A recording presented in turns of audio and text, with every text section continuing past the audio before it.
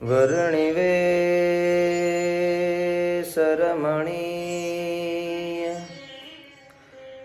દર્શના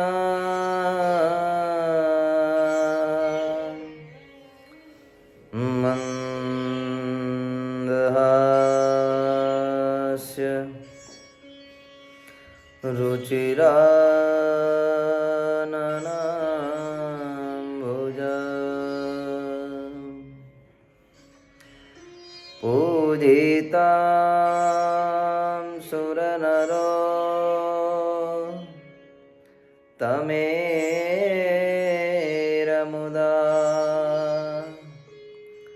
ધર્મનંદનમઃ વિચિંતયે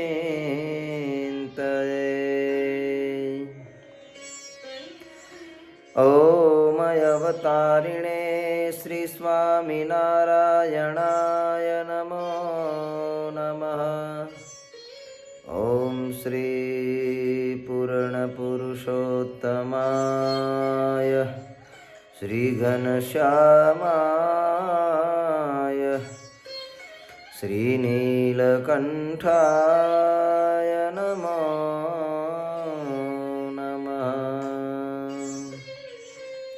બોલો સ્વામિનારાયણ ભગવાનની જય. અનંત કોટી બ્રહ્માંડના અધિપતિ પરાત્પર પરબ્રહ્મ ભગવાન સ્વામિનારાયણ નિજ મંદિરમાં વિરાજમાન વહાલા ઘનશ્યામ મહારાજ, પરમ પૂજ્યપાદ આચાર્ય મહારાજ શ્રી, સર્વે સંતો, ભગવત કથાનું શ્રવણ કરવા માટે પધારેલ સર્વે શ્રી હરિના લાડીલા ભક્તજનો, ભગવત કથા આ જીવને આ સંસારની અંદર, આ જગતની અંદર, જીવનની અંદર આવનારા જે દુઃખો છે, દુઃખોને ટાળનારી આ કથા છે.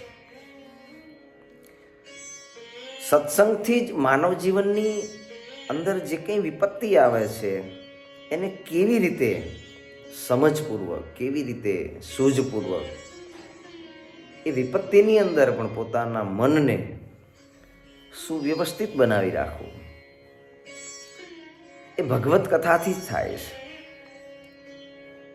જો ભગવત કથાનું શ્રવણ નહીં તો મન પોતે સ્વભાવની સાથે ભળી અને બહુ વિપરીત કાર્ય કરાવતું હોય છે. ત્યારે આવી ભગવાનની કથા આપણે નિત્ય નિરંતર દર શનિવારની સભાની અંદર કરીએ છીએ. ત્યારે એ ભગવાનના ચરિત્રો આપણે ઘણા સમયથી સાંભળીએ છીએ. ભગવાન શ્રી હરિ અનંતના કલ્યાણ કરવા માટે આ ધરતી પર આવ્યા.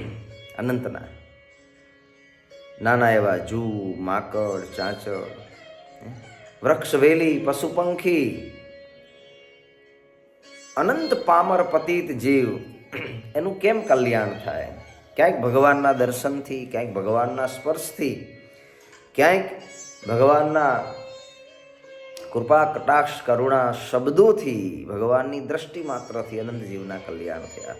શક્તિ સામર્થ્ય ભગવાન સ્વામિનારાયણે બહુ બતાવ્યું.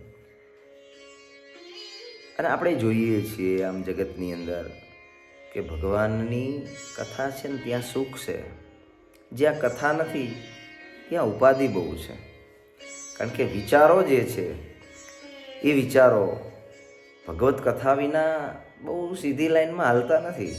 આપણે મંદિર તો આવીએ છીએ પણ કથા નહીં તો સ્વભાવો આપણી ઉપર આવીને બેસી જાય.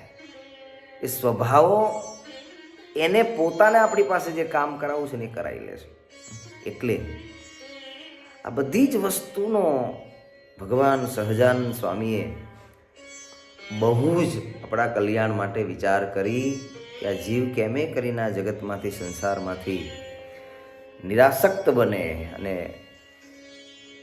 નિત્ય નિરંતર સુખનું ભોગતા થાય. એવી ભગવત કથા ભગવાન સ્વામિનારાયણ મહારાજ લોહિયાથી મેથાણથી પધારેલા પ્રભુદાસ ભક્તનું કલ્યાણ કરીને ભગવાન શ્રી હરિ ત્યાંથી ચાલ્યા. અંતર્યામી પ્રભુએ લાવ્યા તલ ભગવાન માટે. અંતરની કેટલી બધી ઈચ્છા છે, ભગવાનના દર્શન થાય, મારું જીવન સફળ થાય. સંસાર લઈને તો બેઠા હતા, માથાકોટ તો સંસારમાં એમને હતી ને આપણે છે. આ માથાકોટ વગરનો સંસાર નથી, ગમે ત્યાં જઈએ તો માથાકોટ તો રહેવાની. એની મધ્યે કેમ પોતાનું આત્મકલ્યાણ સાધી રહ્યું, એ સજ્જન માણસ છે, એ બુદ્ધિશાળી માણસ કહેવાય. પ્રભુદાસને ભગવાન શ્રીહરિએ દર્શન આપી અને અંતર્યામી ભગવાન શ્રીહરિએ વાત કરી અને કહ્યું કે મહારાજ બસ આપના દર્શન થયા ને બહુ આનંદ થયો. તલ ખાતા ખાતા આવ્યા અને ભગવાન શ્રીહરિના દર્શન કરી ત્યાં સમય રોકાણા અને ત્યાંથી નીકળ્યા. ભગવાન શ્રીહરિ ત્યાંથી ચાલ્યા.